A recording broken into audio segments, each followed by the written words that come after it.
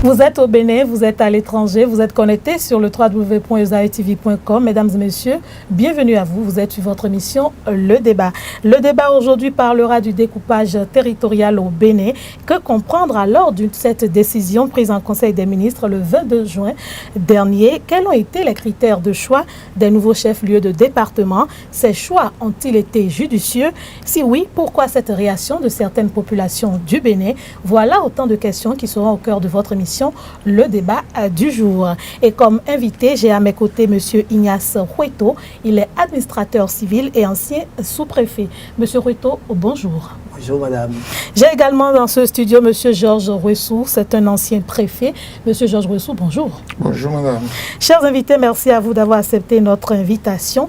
Tout de suite, ma première question, qu'est-ce que vous pensez que la commission a bien fait son travail ou est-ce qu'il y a à redire dans le travail de la commission qui a pris en charge le découpage territorial du Bénin, l'actuel bien sûr, M. Ruessou? Oui, disons que par rapport à la question que vous avez posée, je pense personnellement que la commission a bien fait son travail parce que les décisions n'ont pas été prises sur la base, disons, d'arguments subjectifs, mais objectifs, parce qu'il y a eu d'abord, disons, un travail participatif et pour que le consensus soit atteint, chacun a eu à donner son avis sur, disons, chacun des éléments qui ont participé à la prise de cette décision-là. Monsieur Hueto, qu'est-ce qui pourrait amener à ces changements intervenus dans le nouveau découpage territorial du Bénin? Ben, d'abord, c'est la loi qui demande de procéder comme ça. Qu'il vous souvienne qu'à la conférence nationale des forces vives, il a été décidé de procéder à une réforme de l'administration territoriale dans le sens de rapprocher l'administration des administrés, et également dans le sens de conférer aux populations à la base de pouvoir, la capacité de gérer leurs propres affaires. Alors, ces deux volets de la réforme ont été pris en compte. Nous avons été aux États généraux de l'administration territoriale en 1993. On a confirmé le principe de faire la décentralisation et de faire la déconcentration. Au cours de ces États généraux, il a été également décidé de diviser les anciens départements en deux. Le gouvernement était venu avec l'intention, le gouvernement Soglo, d'augmenter le nombre des 6 anciens départements de 2 seulement, à savoir couper seulement les 2 départements très grands, trop vastes du Nord. Mais au cours des États généraux, il a été décidé de couper chacun des départements en 12. Et le législateur est allé dans ce sens. Depuis 1999, on devait avoir 12 départements. Et nous avons fonctionné jusque-là avec 6 départements, ce qui est une difficulté par rapport à la loi. Nous étions en porte-à-faux par rapport à la loi et le gouvernement, le chef de l'État, est chargé, assure l'exécution des lois. Lui, en tant que responsable de la mise en œuvre des lois, il ne pouvait pas traîner. Et c'est pourquoi nous saluons les dispositions qu'il a prises pour que cette loi soit appliquée depuis. Parce que depuis 1999, nous étions dans l'illégalité. Avec 6 préfets au lieu de 12, 6 chefs-lieux de département au lieu de 12, nous étions dans l'illégalité. Je pense, pour réagir par rapport à la question que vous avez posée à M. Ruessou, que c'est une excellente démarche. Commençant son mandat, c'est une démarche qui respecte les lois de décentralisation. Monsieur Ruessou, je voudrais avancer à ajouter. Oui, allez-y. Qu'au cours des États généraux, le débat a été effectivement mené. En plus de l'élément qu'il a avancé, il a été retenu que les chefs-lieux de département doivent être des postes des pôles de développement. Et à partir de là, il a été donc décidé, comme il a dit tantôt, que chacun de nos anciens départements soit subdivisé en 2. Depuis plus de 10 ans, on a toujours dit que le Bénin avait 12 départements. Je suis un peu ébahi d'entendre M. Hueto dire qu'on a toujours fonctionné avec 6 départements. Je n'ai rien compris, M. Ruessou. Non, en fait, ce qu'il dit, ça se comprend aisément. Nous avons, depuis, on disait effectivement que nous avons 12 départements. Bien sûr. Mais en réalité, il n'y avait que 6 fonctionnels et opérationnels. D'accord. Donc, il n'y avait que 6 préfets qui étaient nommés. Et chacun des préfets, gérait les binômes des départements. Ah, d'accord. Il y avait 12 départements, mais chaque deux départements étaient gérés par un seul préfet. Voilà, par un seul préfet. Ah, je comprends mieux. Maintenant, est-ce que vous pensez que cela pourrait avoir une incidence sur la vie des populations, qu'on revoie un peu les chefs-lieux de département, M. Ruto? Bien sûr, parce que vous savez, à la conférence nationale, on a voulu régler les problèmes qui se posaient aux populations. Et si on rapproche l'administration de l'administré, c'est pour faciliter la tâche aux populations. Voyez-vous, lorsque vous prenez le citoyen de Malanville, pour venir régler un problème au chef-lieu qui était Parakou, il devait faire 305 km. Maintenant, on lui a raccourci le chemin en l'amenant à Kandi à faire juste 105 km. Voyez-vous, on lui a fait économie de 200 km. Un peu partout, on a rapproché l'administration de l'administré, on a facilité la tâche aux populations. Et en plus de ça, étant donné que les populations les citoyens sont les principaux bénéficiaires du développement local, avec plus de préfets, avec 12 préfets plutôt que 6. Alors, qu'est-ce qui va se passer? Il y aura un meilleur encadrement des maires, des conseils plus avisés. Vous savez, qui trop embrasse, mal étreint. Alors, si un préfet a embrassé, a s'occupé de 12 mairies, de 12 communes, vous comprenez qu'il aura plus de difficultés que s'il avait seulement 4 ou 6 à encadrer. C'est de ce point de vue que ce découpage est véritablement à saluer et le gouvernement doit être encouragé pour avoir fait cela. Monsieur Ressou, on a désormais 12 départements fonctionnels, puisqu'il y a 12 préfets qui sont nommés. Mais j'ai remarqué qu'il y a certaines localités qui n'ont pas changé de chef-lieu de département. Par exemple, Cotonou, le département du Mono également n'a pas changé. Quand on prend le littoral, Cotonou demeure le chef-lieu de département. Quand on prend également le Mono, Lokossa demeure le chef-lieu de département. Quand vous allez à l'article 6 de la loi 97/28 du 15 janvier 1999 portant organisation de l'administration territoriale de la République du Bénin, les anciens chefs-lieux ne changent pas.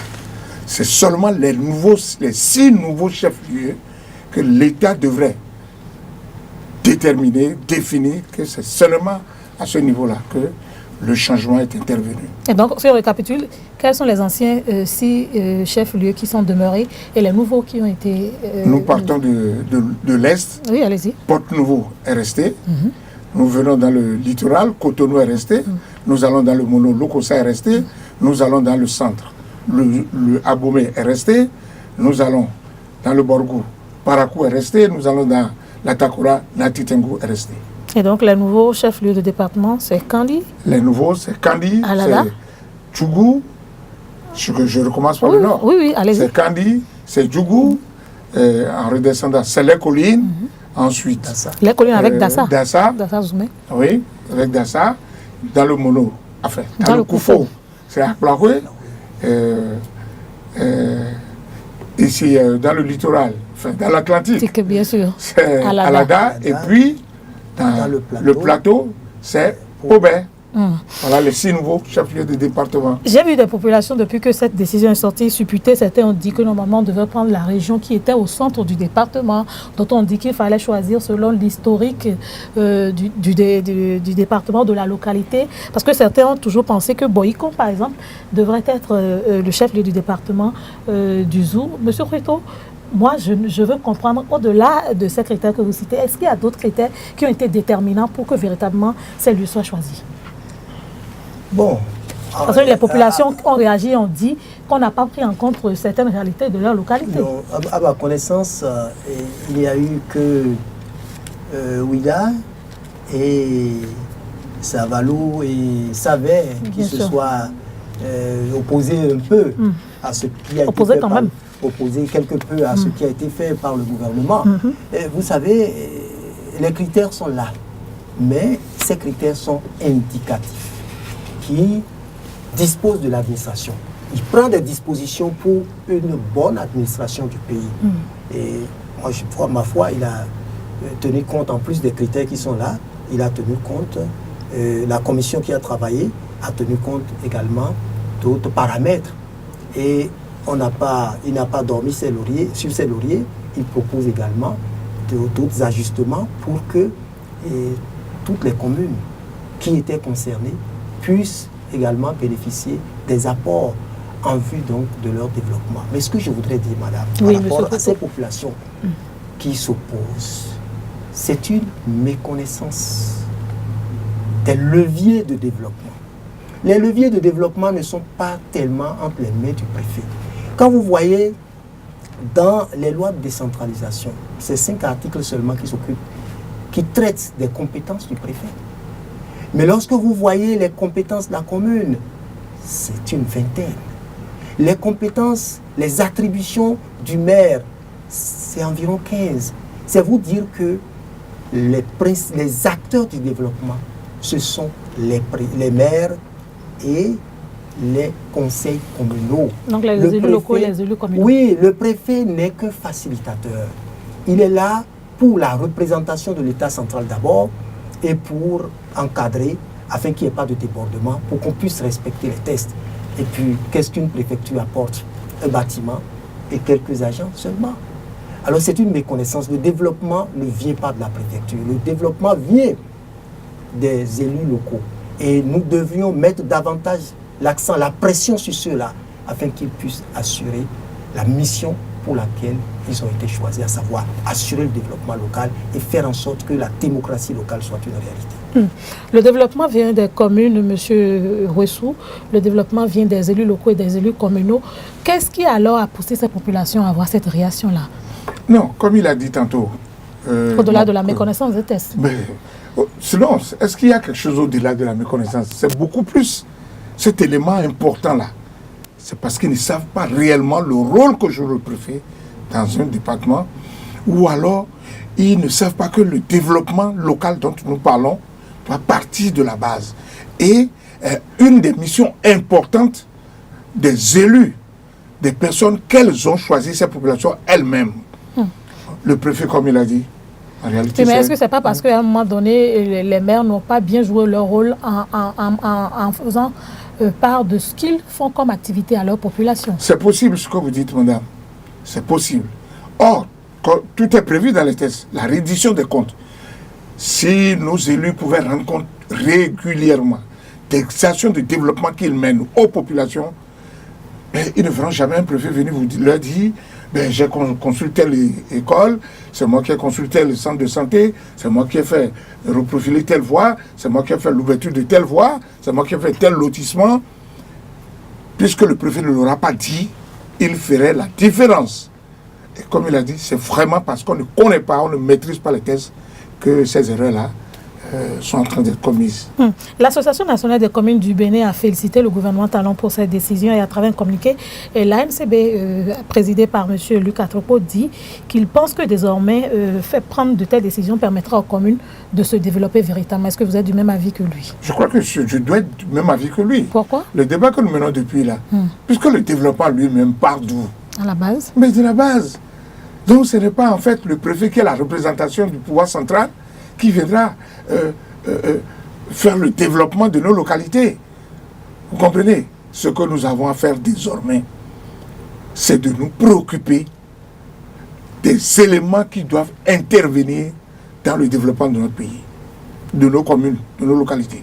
Les moyens dont nous disposons, les moyens que l'État met à notre disposition, les moyens que les partenaires techniques et financiers mettent à notre disposition, tout le monde, les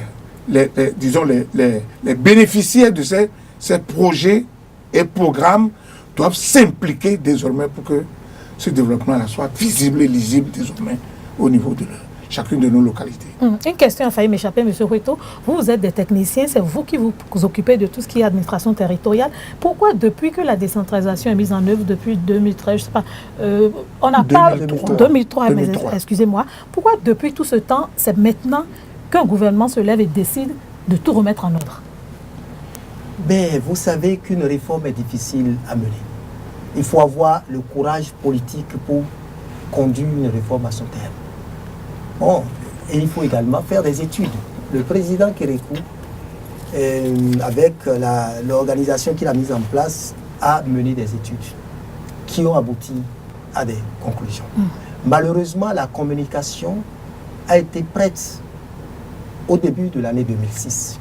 Le gouvernement Boni Yahi aurait pu au début en tenir compte. Au début de l'année 2006, quand on a introduit un homme d'État responsable, le président Kérékou a dit qu'il ne va pas faire ça. Parce que ce serait laisser des patates chaudes éventuellement à celui qui va le remplacer. À 3 mois du départ de pouvoir, il ne faut pas prendre de grandes décisions. Lorsqu'on est responsable, excusez-moi, on laisse le nouveau, on gère les affaires courantes, on laisse celui qui va venir faire de grandes réformes. Donc de ce point de vue, bon, il y a une situation atténuante par rapport à ce que Kérékou a eu à faire. C'est lui qui a envoyé les lois de décentralisation à l'Assemblée nationale, c'est lui qui a fait organiser les élections et on a vu ça s'est bien passé de manière générale. Maintenant, ce point n'a pas pu être fait. Le gouvernement qui a traîné le plus les pas, c'est le gouvernement Yahi, qui d'ailleurs en 2007 a commencé, mais il lui a manqué le courage politique. Oui, mais le ministre de la décentralisation, le ministre de l'Intérieur, les cadres que vous étiez, vous n'auriez pas pu rappeler cela? Non. Celui qui était ministre de la décentralisation en ce moment-là n'était pas des moindres. Parmi les cadres du ministère, c'était M. Demelomé Boko qui a fait travailler une commission. Et on a abouti à des conclusions précises qu'il fallait mettre en œuvre. Le chef de l'État lui a donné l'autorisation, c'est notre doyen, d'aller à la télévision pour annoncer les conclusions donc des travaux de la commission. Ce qu'il a eu à faire, lorsqu'il y a eu soulèvement dans les collines, le chef de l'État a reculé et lui a demandé de passer, c'était pathétique, sur toutes les chaînes de télévision pour dire que non, le gouvernement n'a pas encore tranché, c'est seulement une commission et qu'on peut mettre une croix sur ce qui a été fait. Alors on est rentré dans la spirale de la reculade. Parce que lorsque un chef, c'est comme dans le ménage, lorsque vous démissionnez, vos enfants, ils font le désordre. Cette démission du gouvernement n'a pas été bonne. Et qu'est-ce que le gouvernement a eu à faire après? Le gouvernement Yahi, il a mis sur pied la commission Adiaro, qui a travaillé. Et nous sommes allés à la renverse. Voyez-vous? On avait du mal. Vous êtes allé à la renverse, comment j'ai pas On avait du mal à imposer une à se doter de 12 départements. La commission Adiaro a demandé de créer 21. 21. Puis après... On est allé à 29. Oui.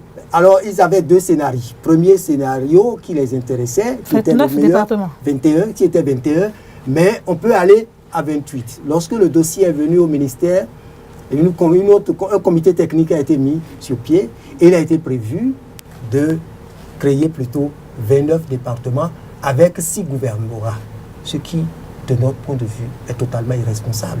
Parce que dans le même temps, les 6 préfets de département se plaignaient de manque de moyens. Ils n'avaient pas de moyens pour fonctionner. Et on veut porter cela à 29. C'était critique. C'était critique. Heureusement qu'ils ne sont pas allés au bout de leurs idées et on a attendu, mais la bonne décision a été prise. Nous saluons ce que le président Talon et son gouvernement ont fait. Monsieur Ressou, 29 départements, je ne voudrais pas polémiquer là-dessus. Moi-même, ça me fait peur. Parce qu'on sait que l'État central a déjà assez de difficultés, donc aller à 29, ce sera encore plus de problèmes. Mais ce qui m'inquiète un peu, on a toujours parlé du transfert des compétences. Les maires s'en sont souvent plaints. Est-ce qu'aujourd'hui, vous pensez qu'on pourrait aller véritablement au transfert des compétences pour le bonheur des populations? Oui, on pourra aller facilement. De toutes les façons, tous les gouvernements qui se sont succédés ont fait l'effort de transférer les ressources. Et tout au début, les ressources financières, les ressources humaines aux communes. Mais il faut reconnaître que ce n'est pas suffisant. Ce n'est pas suffisant. Et certains ministères sectoriels continuent effectivement de gérer une partie de ces compétences-là. Et là, dans le programme d'action actuel, du gouvernement actuel, il est prévu un transfert effectif de toutes les compétences aux communes pour leur faciliter, leur permettre d'exercer pleinement les attributions et les compétences que leur dévolus les tests. Et donc, désormais, le transfert de compétences sera effectif. On va faire un tour de table avant de finir. Oui, monsieur Retour, je vous écoute. Alors, comme c'est un débat contradictoire, je vais contredire mon préfet. Ah, il y a un souci. Je vais contredire mon préfet. En fait, les ministères ne procèdent pas au transfert de compétences. Pour aller des ministères sectoriels dans tous les secteurs. Sectoriels. Et pourquoi? Non, mais parce que, vous savez, celui qui a les compétences a les moyens financiers. Et celui qui exerce ses compétences, il a des retombées financières. Les cadres ne veulent pas laisser au niveau des ministères. Ça, il faut qu'on se dise la vérité, que chacun soit interpellé pour être responsable. Parce que le développement ne peut pas se faire à partir de Cotonou. Il faut qu'on envoie les moyens à la périphérie et qu'on respecte le principe de la subsidiarité. Alors c'est pour cela que la politique nationale de décentralisation a prévu l'élaboration par chaque ministère de son plan de décentralisation, de déconcentration de manière consensuelle par les agents. Et que sur cette base-là, on puisse transférer effectivement les compétences et les moyens aux communes et qu'également on puisse envoyer des attributions au niveau des démembrements des ministères pour que ces démembrements soient plus proches pour accompagner plus compétents pour accompagner donc les communes de manière efficace. En clair, que chaque acteur fasse son travail.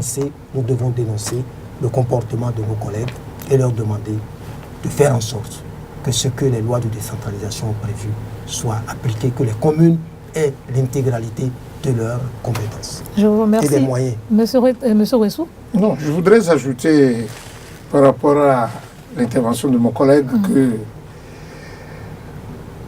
je ne partage pas son point de vue. Ce n'est pas forcément les cadres, nos collègues qui sont restés dans les ministères. Le travail technique peut se faire. Mais je dis, il y a encore une décision politique que la hiérarchie au plus haut niveau doit prendre. Je suis d'accord. Le contrôle régulier de l'exécution des...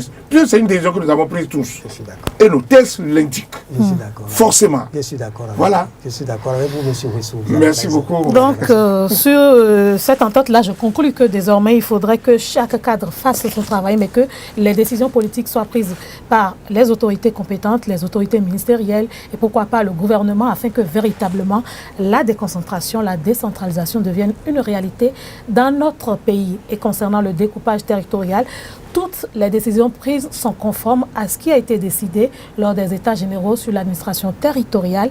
Les populations n'ont pas à s'inquiéter. Il suffit juste de faire la veille citoyenne, de surveiller ces maires, ces autorités locales, afin que véritablement ils fassent leur travail. Et s'il y a problème, que les populations puissent dénoncer. Il ne suffit pas d'aller dans les rues pour dire qu'on veut développer son pays. Il faut faire ce qu'il y a lieu de faire. Et ce qu'il y a lieu de faire, c'est le travail. Mesdames et messieurs, je vous remercie. C'est la fin de votre émission Le Débat. Je remercie également toute l'équipe technique qui m'a accompagné. D'ici là, prenez soin de vous. À bientôt sur Le Débat.